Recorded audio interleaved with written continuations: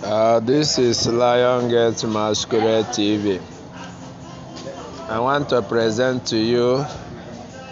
a very important personality in the field of native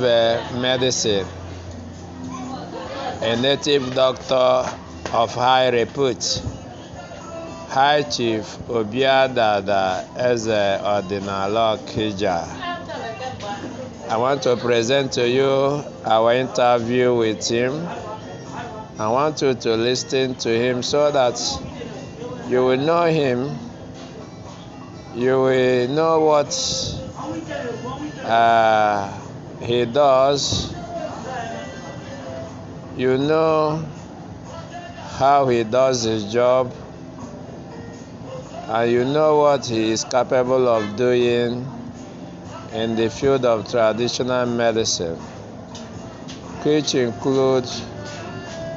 ịgba afa, ịrụ agwụ, ịgwọ ọgwụ, ịgwọ ọrịa, ịsacha ụchụ, imebi ihe ọjọọ, ihe ndị mgbe gboo mere, ịsacha akara aka, na ime ihe ọdọ dị iche iche, ime ka ụzọ mmadụ ziri eziri, imebi ihe niile bụ ọchịchịrị nke mmadụ na mmụọ tire n'ụzọ mmadụ, ma ọ bụ ime ka ihe ọma na ihe bata na ndụ mmadụ. Ọtụtụ ihe ndị a m kwuru, ma ụfọdụ ihe ndị a m kwuru na ihe ndị ọzọ bụ ihe ọ na-eme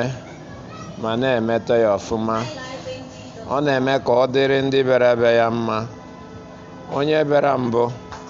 aga abịakwa ọzọ bụrụ the same problem ahụ ọ bụ bịakwa ọzọ. Biko ana m ayọ gị ka ị gee ntị nụrụ ihe ndị ọ ga-ekwu about himself.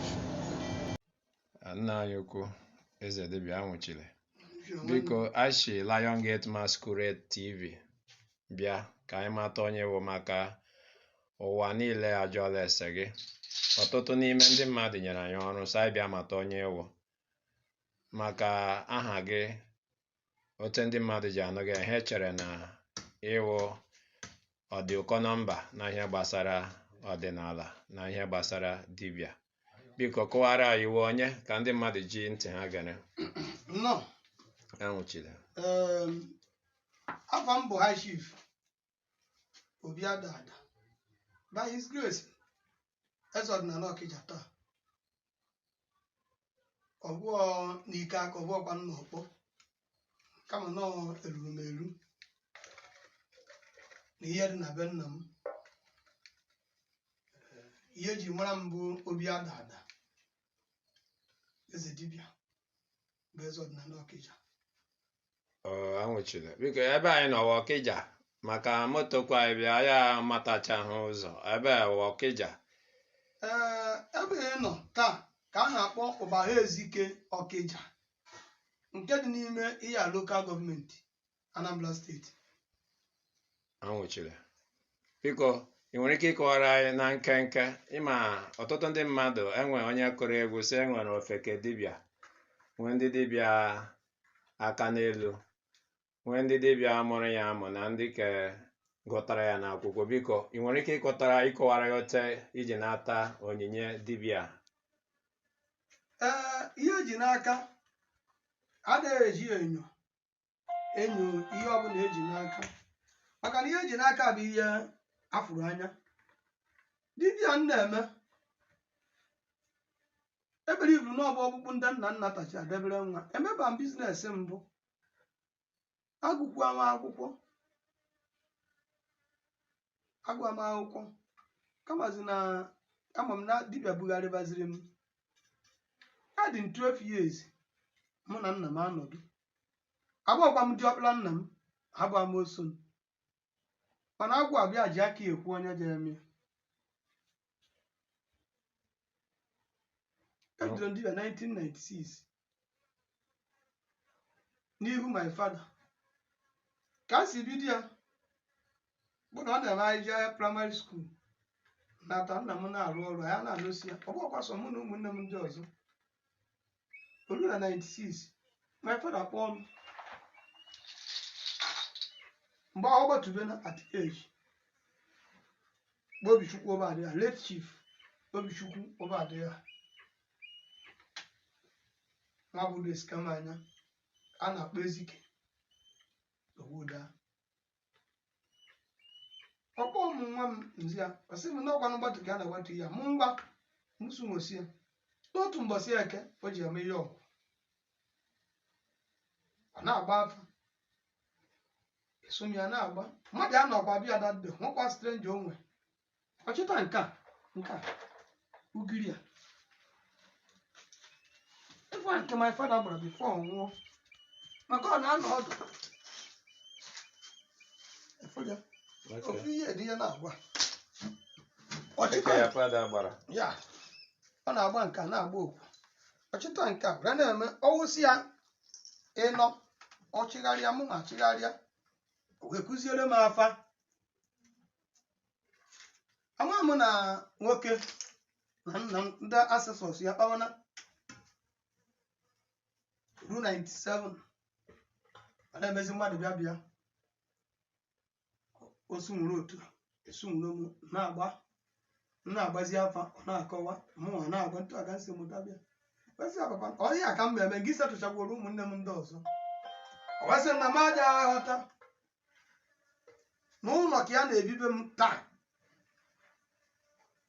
na m ya bụzi nna ndị tụrụ m na nna ndị ntụrụ na nna nke m na-achị bụbụ nna ụwa m ewe m ya n'okwu mike ọsụ na eberibe ana m anọchazi eburu onye ụwa ya bịakwa na-afụ ntụ ahụ esi afụ ma efela edozie mgbaba afa gbagide afa ndị mmadụ bịa na-arụ ọrụ ma fada na-anara ego ana m eje na-eweta ahịfịa megide ya wee rute na 1998 August 6 144 money bụ ụbọchị bụrụ nkwọ my father sị na ya mụrụ ka ahụ dị ya apụtachaa ezi jechaa kparịcha nke ndị okenye na-eje o nwere ebe anyị na-akpọ obi maka ebe a nọ na-abụbe m ọba ndụ my father jechaa na obi ahụ pụta dị naanị kpọọ ndị nwunye maka ọ nụrụ otu nwaanyị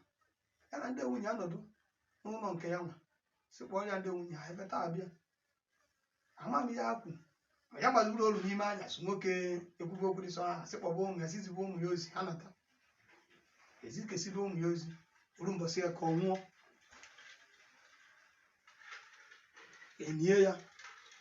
ma fesọn mpa ya sisi tụchie ụlọ ọrụ mpa anyị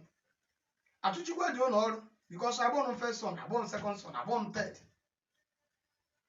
later on anọkwa one day ọkpọkwa m mmobịa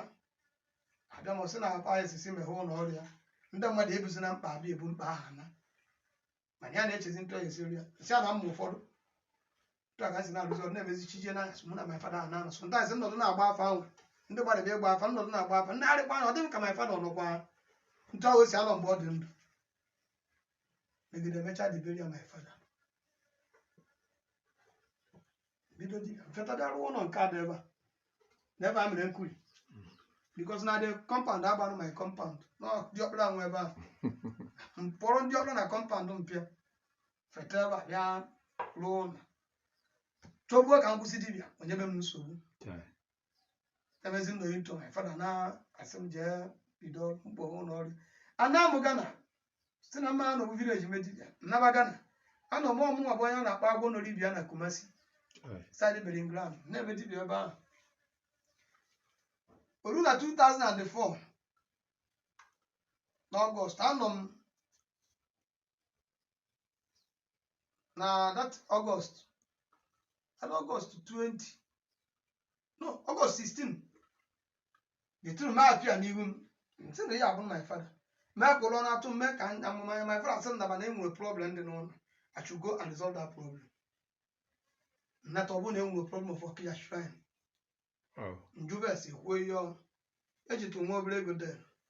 I start pushing that case mgbe Inspector General of Police bụ Tafa Balogwu I fight for that shrine maka dị arụsị bụ arụsị my father mana obodo nwe ya mana ọ na-adị my father ka ọ dị bido zọba njebe mee kaba kọntaktị ndị Imo wetakwa ego maka ego bụ ya na-anụ ọgụ anụba dị ọgụ dee ọgụ arụsị a na-achaji a tribal deal killing by this do that ọtụtụ kọtechọ na-enyechara site n'ike nke Chukwu na ndị amị mgbe ejere n'ime ogwu akpụ anwa chechọ ọjị gbuo ewu warịa ụzọ eje kesi ahụ mesịa Chineke eme ihe o ji bụrụ Chukwu anyị win odi kesi nwee victory bụ this village anatazi onwe decide na mama mpụzi ọzọ the way my father instructed me since 2004 up till now ejeba m olu oyibo iji ime dibịa n'ilo anọduzie m Okija na-eme dibịa na-agba afa na-achụ aja mana ekwere m Chukwu na ndị isi ya nkwa na ihe ọbụla ya ebute mma emebe dibịa ma ọrụ bịa nke a ga-eji site ibe 419 ama mmeri ọ bụrụ mgbe eji mebe dibịa iche ga from 1996 ruo na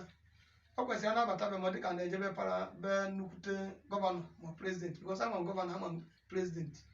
amakwu some senators mana because of na my father nwere ọgwụ ọ na-eme aja egwu mgba nsị apa ka eke si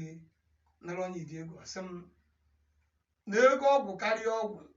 na ọgwụ ama nrụ ọrụ ego eji achụ aja karịa aja na aja ama nrụ ọrụ so ọ bụrụ ebe mba eziri na ya ebere ivuru m na onwe m n'ọdịnala dị ọdịnala ka dị gbuo ọ nwere abụ nna abụ n'ụtụtụ a ọ bụghị m nwere atị abụ ka egwu na-abịa m ọ na-eme nnọkọta egwu abịa m n'ime ịmara abụ na-emuzicha ka m na-eme dibịa na-eti egwu